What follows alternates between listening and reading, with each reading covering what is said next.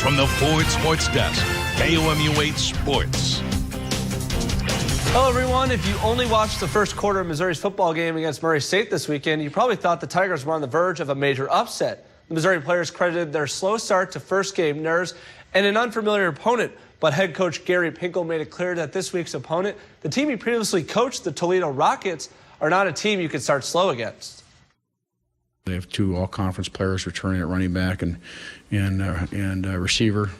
And so their offensive line is intact, and I think they have 4 starters back, and they're physical and they're good, and they're very, very competitive. The defense started off slow, and I feel like it's just getting used to hitting other people, getting used to playing other teams, and going against other guys other than ourselves. So, like I said, the first game jitters kind of thing, but after the first quarter, our defense definitely stepped it up. On both sides of the ball, we had some pregame jitters because on offense, and we had a fumble, and the guys were excited and everything, but it just took us a while to get settled down, and we got going after that. And the Associated Press released their weekly poll today. The Alabama Crimson Tide remained in the top spot after beating Virginia Tech 35-10, but some other SEC teams shifted around. South Carolina remained at number 6, while Texas A&M dropped 2 spots to number 7 despite their win over Rice. LSU rose to number 9 after defeating then 20th-ranked TCU. Georgia dropped to number 11 after suffering a close loss at Clemson. And finally, the Florida Gators dropped 2 spots to number 12 despite defeating Toledo, who Mizzou will play this Saturday.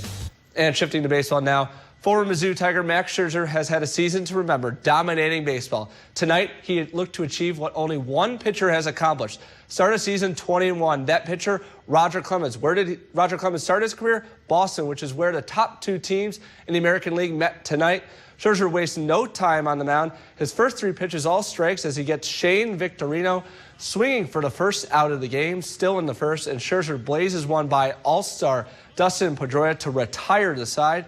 Now in the bottom of the 5th, and David Ross is a victim this time as he goes down swinging a nasty fastball, high heat. And for good measure, Scherzer gets Mike Karp to end the 6th for his 8th and final strikeout of the night.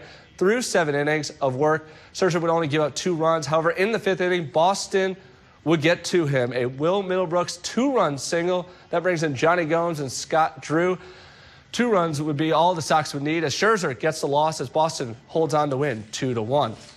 And the Cardinals, September is a time where baseball teams can expand their roster from 25 to 40 players. Tonight's starting pitcher for St. Louis, Michael Wacha, was part of the expansion, and it's the 3rd time the Cardinals have called him up this year. Cards started the game, started today, 1 back in the division. Bottom of the 1st, Michael Wacha, he gets Jay Bruce to end the inning. And then in the next inning, Wacha with the nasty breaking ball. That gets Ryan Hannigan swinging. Wacha went 6, struck out 6, and gave up no runs. His counterpart, Homer Bailey, was just as good, though. Here he gets Daniel Descalso swinging. And then Michael Wacha, look at this. That would be 1 of 8 strikeouts Bailey would have. He went 7 shutout innings. However, in the bottom of the 7th, the Reds get on the board. Todd Frazier with an RBI double down the left field line off Seth Maness. Billy Hamilton would score on a play, 1-0 Reds. And then in the top of the 9th, Reds closer Aroldis Chapman strikes out Matt Holliday. Look at that, 103 miles an hour on the gun. The gun does not lie. Chapman struck out the side, and the Cards drop a nail-biter to the Reds by a final score of 1-0. And the team, the Cards, are chasing the Pirates. They took on the Brewers tonight in Milwaukee. And Andrew McCutchen isn't helping out the Cards whatsoever. Top of the 1st, and he sends this one all the way over the wall for the first run of the game. Pirates would go on and win 4-3 and now lead the Cardinals by 2 games in the NL Central. And the Royals started the night 4.5 games back in the wild card.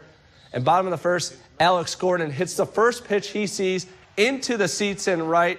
Came in 2 for his last 20. Safe to say he wasn't letting that worry him. And then bottom of the 4th, Salvador Perez with a screaming bullet home run into the left field bullpen as all the pitchers scatter. Royals up 2-0. More from him later on. Top of the 6th, Royals up 3-0. And Seattle would get right back into it. Kyle Seager hits a 2-run homer off Chen to cut the Royals lead to 1 run. Now we flash forward to the bottom of the 8th. I told you we'd have more from Perez, and he delivers here in a tie game in the 8th. Base hit to left. Mike Moustakas chug it on down. Just beats the throw home. Royals go up 4-3. Royals closer Greg Holland converted the save, and the Royals hold on to win by a final score of 4-3. And that's sports.